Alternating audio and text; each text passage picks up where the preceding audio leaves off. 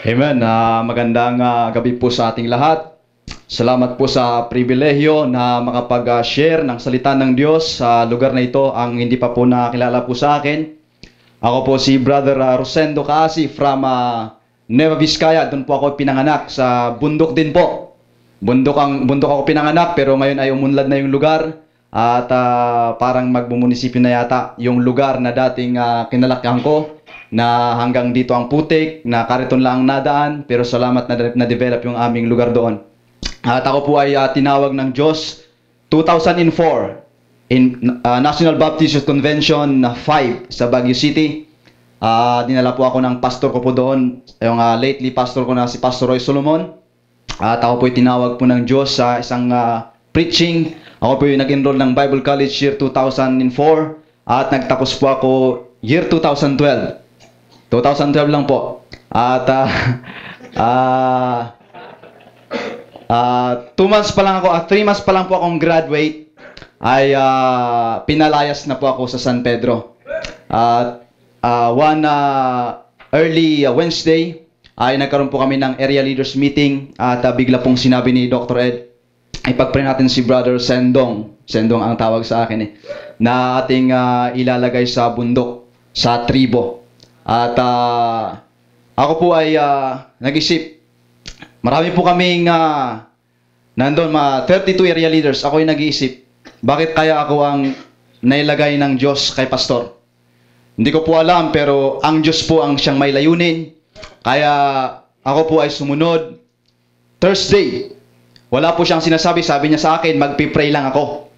Pero mga kapatid, nung Thursday, ang sabi niya, ikaw na ay maghanap ng papalit sa iyo bilang area leader at ikaw ay maghanap ng mga papalit sa iyong responsibility. Bukas, aalis ka na. So, yung Wednesday na area leaders meeting namin, sabi niya, magpipray lang ako. Pero Thursday, sabi niya, bukas, aalis na ako. So mga kapatid, hindi ko po alam yung lugar na pupuntahan, basta sinabi nilang bundok. Hindi ko po alam yung mga dadalhin doon, kung ano yung kailangan. Hindi po sinabi sa akin ni Pastor de la Peña, hindi nila sinabi na walang kuryente. Dahil lang alam ko, bagamat bundok po sa amin, naabot po yun ng kuryente. So hindi ko po alam na wala pong kuryente doon, wala po kong preparasyon. So Friday po, ako ay umalis na po. Ang sabi niya po sa akin, ikaw ay pumunta doon at subukan mo lang. Pumunta ka doon, subukan mo, at ikaw ay magturo muna doon. Mga kapatid, dumating po ako doon August 24, 2012. At nagkaroon po ng anniversary sila doon, first. Kasi nasimulan po ito ng Bible study hanggang sa ako'y dumating po doon. Dumating po sila Pastor Lorena doon ng September, first year anniversary na po ng mission. Wala na po siyang sinabi na ikaw ay uwi na uli. Wala po. Ang kanyang pong sabi, tamang-tama ka talaga dito. Mga kapatid, ako po ay ayaw pong mag-stay. Ako po ay dumating po doon, ay ayaw ko pong mag-stay rin po doon sa lugar na yon. Dahil minsan sa aking buhay ako ay nangarap din na ako ay magsisimula ng gawain sa banda roon sa north ng dyan sa San Jose City, Nueva Ecija. Yan po ang aking desire. Pero iba po ang desire ng Diyos sa aking buhay. Kaya po gusto ko pong mag-preach muni ngayon pong gabing ito sa mga bagay na nangyari na blessing ng Diyos sa aking pong buhay, sa aking pong pagsunod sa kanya pong panawagan. Amen? So, ang ating pong teksto, tayo po ay magsitayong lahat. Nehemiah chapter number 1, verse number 4. Nehemiah chapter number 1, verse number 4. Dalawa pong talata ang ating pong babasahin. Nehemiah chapter number 1, verse number 4. Ang sabi ng Bible po. Ako na lang po magbabasa. Sundan niyo po sa inyo pong mga mata. And it came to pass when I heard these words. And it came to pass when I heard these words, that I sat down and wept, and mourned certain days, and fasted, and prayed before the God of heaven. Matthew chapter number 9. Matthew chapter number 9, verse number 36.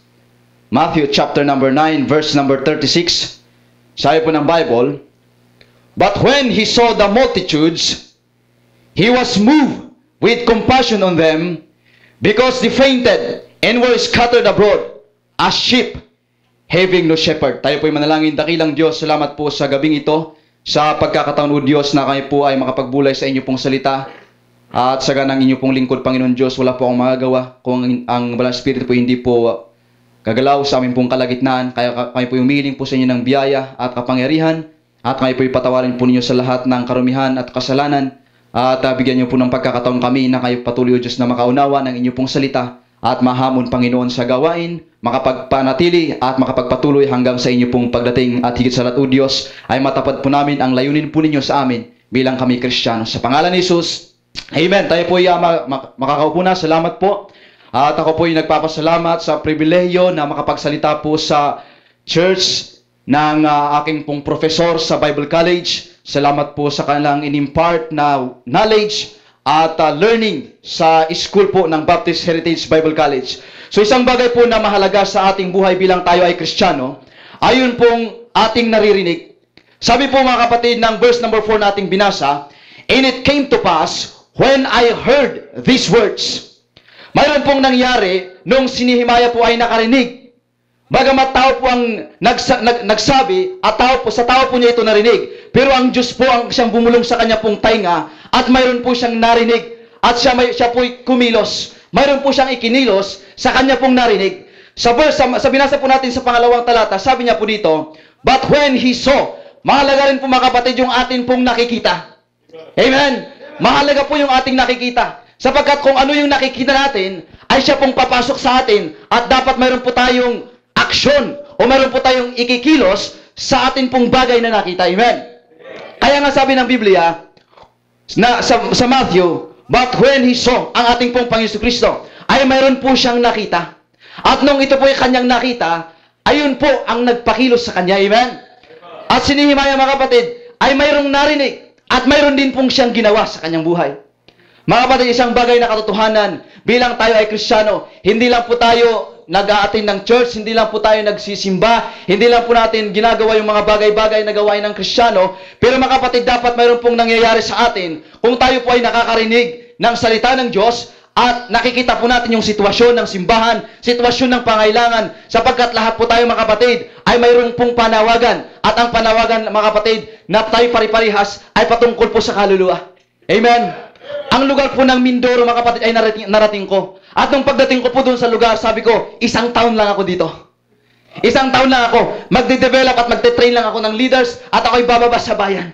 Pero mga kapatid, sa pagtagal ko doon, habang nakikita ko ang tao mga kapatid, hulog ang loob ko. Dahil mga kapatid, yung kanilang pangailangan, at mga kapatid, yung kanilang pangailangan ay siyang tinugon ng Diyos sa kanila. Sabi ko mga kapatid, sa aking buhay, maraming lugar na pwedeng pagsimulaan. Calapan City, walang Christian Bible Baptist Church doon. Pagdating ko sa Baco, municipality na medyo malakalaki, wala rin pong Baptist Church doon. Duman ako sa San Teodoro, ay wala rin pong Baptist Church doon. Pero bakit inakyat ako ng Panginoon sa bundok? Ako ang pinagtataka ko, bakit sa bundok ako dinala? Dahil mga kapatid, ang mga tao po ron ay mahal ng Diyos. At ang panawagan mga kapatid ng Panginoon sa buhay ko ay para abutin ang kaluluwa po nila. Tayo po mga kapatid ay tinatawag ng Diyos sa isang dakilang layunin. At ang layunin na yun mga kapatid ay para tayo ay mag-akay po ng kaluluwa. Kung ating pong babasahin tuloy sa verse number 37, atin pong makikita po dito mga kapatid, "Then saith he unto his disciples, The harvest truly is plenteous, but the laborers are few." Sabi niya po dyan, the harvest truly is plenteous. Punong-puno po ang aanihin. Marami pong tao sa syudad, marami rin pong tao sa tribo, marami rin pong tao sa bundok. Yan po mga kapatid ang mga aanihin. At kung ating pong susundan uli, sabi niya, but the laborers are few. Unang bagay po na ating makita dyan, the harvest is full. Ang pangalawa po natin makikita po dyan, ay the harvester is still few. Kakaunti pa lang po ang mga nag-aani.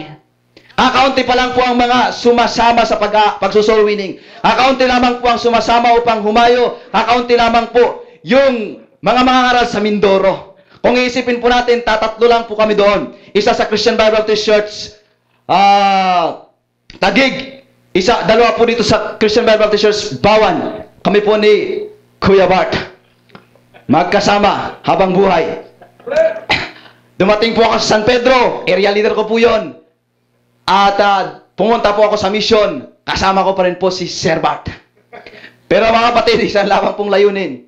Alam ko po, dahil po sa kaluluwa, kaya kami dinala ng Diyos doon. At isang bagay po na katotohanan, tayo pong lahat ay mayroon pong panawagan sa Diyos. At ang panawagan ito ay katulad din po mga kapatid ng panawagan ng Panginoon Kristo at yung dakilang layunin ng kanyang pagparito. Luke chapter 19 verse 10, For the Son of Man came to seek and to save that which was lost. Sa kaluluwa po tayo mga kapatid, amen? Para sa kaluluwa. So mga kapatid, gusto ko pong magbigay po ng mensahe, ang katotohanan patungkol po sa panawagan. Truths concerning God's calling or truths concerning our calling. Mga kapatid, tayo po ay tinatawag ng Diyos sa iba't iba pong aspeto. Ang mahalaga lang po mga kapatid, ay gayahin po natin si Nehemiah, gayahin po natin ang Panginoong Jesucristo, na nung kanyang nakita, ay mayroon po siyang ikinilos, at nung si Nehemiah may narinig, ay mayroon po siyang ginawa sa kanyang buhay. Tayo rin po mga kapatid ay may naririnig, at tayo rin po mayroong nakikita. Ang inihintay lang po ng Diyos sa atin, ay tayo ay kumilos din. Amen. Tayo ay kumilos din. Mga kapatid, number 1 po nating makikita. Akin pong kinuha mga Bible character na ito, makita po natin mga kapatid, si Moses. Si Moses mga kapatid ay tinawag ng Diyos. Wala pong tinawag ng Diyos na gusto agad at siya agad ay sumunod sa Diyos. Mayroon po mga kapatid, tinawag ng Diyos. Tinawag po tayo ng Diyos, minsan ayaw natin. Si Moses mga kapatid, tinawag ng Diyos at siya ay nagdahilan sa kanyang sarili. Ang kanyang dahilan mga kapatid ay ang kanyang personalidad. Ang kanya pong personalidad ay siya ay utal. Siya mga kapatid ay hindi matatas, sabi natin hindi matatas sa pagsasalita, hindi marunong magsalita. Pero mga kapatid, ang kanyang personalidad ay hindi kinakasangkapan niyang magbago ang panawagan sa kanya ng Diyos, pero hindi nagbago ang panawagan ng Diyos sa kanya dahil siya ay tinawag ng Diyos para gamitin siya para sa kaluluwa. Tayo mga kapatid, minsan bilang tayo Kristiyano ay nagdadahilan. Mga kapatid, sabi ko mga sa mga katutubo, lagi ko po mga kapatid, ibinibigay sa kanilang vision ko't pangarap sa kanila sa tuwing ako'y mangaral. Hindi po maatiling ganito. Pero salamat sa Diyos mga kapatid, mula nung ako'y magsimula, August 24, hanggang sa kasalukuyan mga kapatid, ay nakita ko po ang dakilang pagbabago ng Diyos sa kanilang buhay. Dahil sa pulpito mga kapatid, lagi kong pinupukpok na ganito. Ang pagtanaw ng tao sa baba sa atin ay ganito. Pero salamat mga kapatid, na sila ay receptive at sila ay natututo sa salita ng Diyos. At isa mga kapatid na kinahulugan ng aking pong loob sa lugar na yon. Sa gawain ng Diyos mga kapatid, mayroon po silang pagsama sa gawain ng Diyos. Lahat po sila. Pagkatapos po ng service namin, kami po ay nag-semento. Kami nag-flooring mga kapatid dahil ang aming pong simbahan ay, ang tinutungtungan ay lupa. At yung mga bata pag naglalaro, kinakalkal nila yung lupa. Kaya sinikap ko mga kapatid sa biyaya ng Diyos, sabi ko, bawat linggo dapat ay mayroong commitment. Nagtitik 20 pesos. Bawat linggo mga kapatid, nag-aabot sila ng tig 20 pesos. Ang isang daan po sa kanila mga kapatid ay mahirap pong hanapin. Dahil ang isang daan, ibibili nila yun ng bigas. Hindi pa yun kasya sa isang week. Hindi kasya yun sa isang araw. Maraming anak. Kaya mga kapatid, mahirap pong hanapin yun. Pero mga kapatid, ako po ay natutuwa sa Diyos na every Sunday, nagsisikap sila na sila makapag-abot ng 20 pesos. At kami po ay nakabili ng semento, kami po ay yung aming pong buhangin ay kung saan-saan kinukuha. Mayroon mga kapatid kumpanyang nag-iwan doon, sinimot namin. Mayroon kumpanyang nag-iwan dito, sinimot namin. Lahat ng lalaki, lahat ng babae, kahit yung mga young people na yan, kami ay nagpupunta doon. Na sinisimot namin yung buhangin. Inipon namin. At nung naipon namin, nayari naman ang aming flooring. Yung bakal namin mga kapatid, yung iniwan din ng kumpanya, yung gumawa ng hydro, marami silang iniwan doon, nakahukay-hukay lang. Inutusan ko yung dalawang lalaki. Sabi ko, Brad, kayo'y maghukay ng bakal at ating ikakabit dito. At sila mga kapatid ay naghukay at nakakuha sila ng bakal. Natapos mga kapatid ang flooring. Natapos yung kalahati na dingding. Halfway. Salamat sa Diyos na sila ay naabot ng salita ng Diyos at sila mga kapatid ay nagkaroon din ng burden sa gawain at sila rin mga kapatid ay nakikipag-isa hanggang sa kasalukuyan. Tayo mga kapatid, minsan mayroon tayong rason na hindi po tayo gagamitin ng Diyos Dahil mayroon tayong personalidad. Sabi ko nga, nung ako'y, ako minsan ay nag-devotion sa San Pedro. Minsan ang iniisip natin, ako'y hindi pang dito. Ako talaga'y mahusay ako eh. Medyo, pang high caliber ako. Yung iniisip minsan ng isang Kristiyano, hindi ako pang grade 1. Hindi ako pang bundok, pang syudad ako. Pero mga kapatid, ang sinabi po ng salita ng Diyos ay totoo. Ang panawagan ng Diyos sa iyo hindi magbabago. Dahilan mga kapatid sa personalidad mo. Si Moses nagdahilan dahil siya ay utal. Pero siya tinawag pa rin ng Diyos at ginamit siya ng malakasan ng Diyos dahil hindi nagbago ang panawagan ng Diyos sa kanyang buhay. Pangalawa mga kapatid, number 1, personality will not change our calling. Ang panawagan natin mga kapatid, pare-parehas for the souls. We go, we give, we pray because of the souls of men. Number 2, makikita po natin ang buhay po ni Jeremiah. Si Jeremiah po ay tinawag din po ng Diyos. At mayroon din po siyang naging dahilan. At walang iba kundi yung kanyang katatayuan. Position. Position ang kanyang naging dahilan. Sabi niya, I am a child. Bata pa ako. Yung posisyon niya sa kanyang sarili, sabi niya, hindi pa ako pwede. Bata pa ako. Yung isa, nagdahilan siya sa kanyang personalidad, ako ay utal, hindi ako magaling, hindi ako marunong. Yung isa naman, sabi niya, bata pa ako. I am a child. Pero mga kapatid, sabi ng Biblia, hindi po nagbago ang panawagan ng Diyos kay Jeremiah. Dahil si Jeremiah ay tinawag sa isang dahilan. Amen? Amen. Sa isa pong dahilan. At yun din po ang panawagan ng Diyos sa atin. Iisa lang po ang dahilan para po tayo mag-akay ng kaluluwa at maglingkod sa Diyos. Marami po akong naranasan mga kapatid sa Mindoro. Ako po'y binigyan ng pastor ng motor. Yung motor ko po ay wasak-wasak hanggang ngayon dahil naging ambulansya ng katutubo. Mga kapatid, alauna po ng madaling araw ako'y kinakatok sa aking kubo. Pastor, preacher, mamamatay na po. Ako'y balik ko sa paggising ang madaling araw, in-start ko ang motor. Nagsakay ako mga kapatid ng isang nanay at mayroong kanyang anak inuubo at halos hindi na makahinga. Ubo ng ubo. Marami pa akong kinakaba sa daan, 3 po. Yung kanyang ina dahil parang may hilo. Yung umuubo ng ubo na hindi nakahinga, hindi makahinga. At yung daan, baka kami magbaliktad. Dahil mga kapatid, ang lalaki ng bato. Pero ako'y nagpipray kasama sa panawagan ng Diyos sa akin ang tumulong sa kanila. Ako'y nagdadala ng may sakit sa Calapan Provincial Hospital. Ang layo mula sa bundok hanggang sa Calapan. Minumotor po namin yan. Minumotor ko po yung mga katutubo na may sakit. Pero mga kapatid, bagay na ginagawa ng Diyos sa aking pong buhay. Dahil ako po ay kanya pong tinawag sa isang dakilang layunin. At ang layunin na yon ay yung layunin na siya'y pumarito sa mundong ibabaw. Amen. Ganoon po tayo mga kapatid ngayong pong oras na ito. Mayroon po tayong isang panawagan. Ako minsan ay nagkasakit din. Nagkasakit din ako. Pero mga kapatid, ang bagay na ginagawa natin sa Diyos, yan po'y mahalaga sa ginagawa rin po natin sa iba. Nagkasakit din po ako. At ako'y tinakbo. Kalagitnaan din po ng gabi.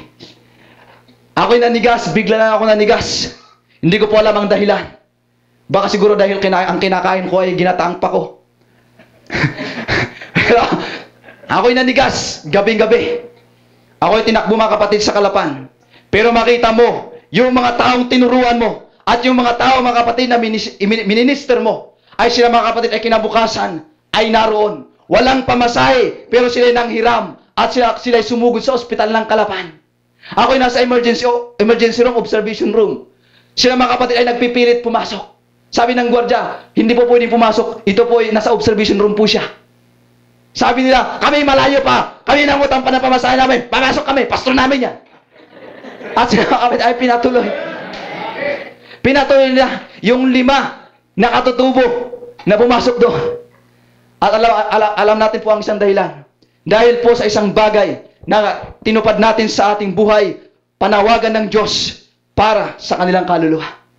Lahat ng bagay mga kapatid ay nangyari at nidevelop sa kanilang puso dahil ipinakita ng Diyos sa pamamagitan ng pangaral salita ng Diyos na sila'y mahal ng Diyos kahit sila ay nasa kabundukan. So ang panawagan natin mga kapatid, hindi dahil sa ating pong katatayuan sa buhay, Kahit anong katatayuan po natin sa buhay, pwede tayong gamitin ng Diyos. Minsan iniisip ko, bakit kaya ako naisipan ni Pastor doon? Siguro dahil ako'y galing sa bundok. Pero mga kapatid, yun ay binubura ko sa aking isip. Ang dahilan, dahil tinawag ako ng Diyos sa lugar na yun. Hindi po yan dahilan.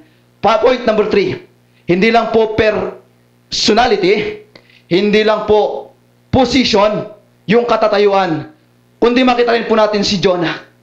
Makita po natin si Jonah, ang ginagawa naman niyang dahilan para hindi siya maglingkod sa Diyos at hindi siya sumunod sa nag-iisang panawagan ng Diyos sa kanya ay ang lugar na kanyang pupuntahan. Siya ay inutusan ng Diyos papunta ng Nineveh. Pero siya ay umayaw dahil sa lugar. Siya ay umayaw dahil sa lugar. Ako'y umayaw din dahil sa lugar. Pero mga kapatid, nung nakita ko ang nakita ni Kristo at narinig ko ang narinig ni Nehemiah, ay ako'y nanatili doon dahil yon ang kalooban ng Diyos sa aking buhay. Ang lugar nating pinupuntahan ay ayaw natin. Ang lugar nating pinupuntahan, ang mga tao na pinupuntahan natin ay ayaw natin. Ayaw natin. Ako'y nag-preach una doon pag preaching ko, pambihira. Talagang ako yung parang mamamatay eh. Ako'y nag-preach dahil yung unang kubo namin pinagtutupuan, wala pang building. Wala pa pong building. Yung kubo ko mismo, kubo, tinakpan lang yan. Tapos ito ang higaan, nandun ang mga tao. Kubong maliit. At siksikan ng mga bata sa unahan. Siksikan ng mga tao. Parang hindi kayang mag-preach. At umaayaw ako dahil sa lugar, dahil sa mga tao. Pero mga kapatid, sa pagtagal ko po doon, nakita ko po ang Panginoon, nakita ko po ang nakita ng Panginoon, at narinig ko po ang narinig ni Nehemiah. Amen? Ngayon pong gabi, ang challenge ng Diyos sa atin, hindi po ang dahilan ay ang lugar, hindi po ang dahilan ay ang lugar. Mga kapatid, ang problema po ay ang ating pong pakinig at ang ating pong nakikita. Kayahin po natin mga kapatid, si Nehemiah, at maging mga kapatid, ang Panginoong Jesucristo natin. Sa kanyang nakita, ay mayroon siyang ikinilos. Kay Nehemiah sa kanyang narinig, ay mayroon po siyang ikinilos. Number 4, the last. Number 4, the last. Atin pong makikita mga kapatid ang buhay ni Joseph. Si Joseph mga kapatid, sa aklat po ng Genesis, ay tinawag po siya ng Diyos. Ang naranasan ni Joseph sa kanyang buhay ay mula sa kanyang pagkabata ay hindi po maintindihan. Maaari mga kapatid, hindi niya maunawaan nung siya mga kapatid ay nasa kanyang simula ng kanyang buhay. Pero hanggang siya mga kapatid ay i-promote ng Panginoon, i-promote siya ng Diyos sa kanyang buhay, ay hindi pa rin po nagbago ang panawagan ng Diyos sa kanyang buhay. Pang-apat po mga kapatid na bagay na gusto ko pong makita natin, truths concerning our God's calling, or truths, katotohanan sa panawagan ng Diyos sa bawat mananampalataya. Promotion will not change your calling. Ang promotion mo sa buhay mo ay hindi po makapagbabago ng panawagan ng Diyos sa iyo. Ang panawagan ng Diyos pa rin sa iyo ay mag-akay ka ng kaluluwa. Pumunta ka, magsuko ka ng buhay mo. Yun pa rin ang panawagan ng Diyos sa iyo. At hindi magbabago yan kahit ikaw ay mayroong nang abot sa buhay mo, mataas nang naabot mo sa buhay mo, ikaw ay mayaman na, ikaw ay professional na. Ano man ang maabot mo at ikaw man ay pinromote, ikaw pa rin ay tinatawag ng Diyos sa isang layunin. Ang layunin ito ay para sa kaluluwa. Ay para sa kaluluwa. Mga kapatid, ako po ay nagpapasalamat sa Diyos na ako po ay tinawag ng Diyos sa gawain. Ako po ay mula sa Nueva Vizcaya. Pariwara po ang buhay ko hanggang sa ako po ay mapalayas at mawanted at ako po ay pumakbo ng Mountain Province. Pero salamat po, ang simbahan po ng San Pedro ay nanganak papunta po roon. At ako po ay na-disciple at inibig ko ang Diyos hanggang sa ako'y tawagin ng Diyos sa kanyang gawain. Kaya po ako nakatayo sa harapan ng mga taong ng mga Kristiyano ngayon pong gabi ay dahil po tinugon ko ang panawagan ng Diyos sa aking buhay. Ulitin ko po mga kapatid, ako po ay magtatapos na. Sa Matthew, sa nakita po ng Panginoon Jesucristo, sabi po ng Bible sa verse number 37, Then saith he unto his disciples, The harvest truly is plenteous. The harvest is full. But the laborers are few. Harvesters are still few. At sabi niya po mga kapatid, Pray ye therefore the Lord of the harvest. Bakit po natin kailangang manalangin? because the harvest will soon be finished. Matatapos po ang anihan isang araw. Pag tayo diat na ng kamatayan o pag ang Panginoon ay bumalik, tapos na po ang pag-aani. Baka hindi ka pa nakakaani. Kapatid, ang pag-aani pong ito ay matatapos. At nakita po natin sa ating mga mata, ang mga nag-aani ay kakaunti. At nakita rin po natin na ang aanihin ay marami. Narinig po natin yan sa salita ng Diyos, nakita po natin yan. At atin po itong nakikita hanggang sa pangkasalukuyan. Ano po ang ating pong tugon? Tayo po ay manalangin. Dakilang Diyos, salamat po sa gabi na ito na ibinigay niyo po sa amin upang kami ay makapagbasa ng inyo pong salita. Salamat po sa pribilehyo makapagbahagi. I-bless niyo po, Panginoon Diyos, ang bawat members ng Christian Bible Baptist Church sa Baños. Salamat po sa kanila pong pag-ibig at pagmamalasakit sa amin at sa gawain sa pagmimisyon. Thank you for the life of our pastor. Salamat po kay Pastor Arnold. Salamat po sa investment po nila sa aming buhay sa Bible College and right until sa panahon pong ito. Salamat po at pagpalain niyo po ang bawat members. Bless niyo po, Panginoon, ang invitation sa pangalan ni Jesus. Amen.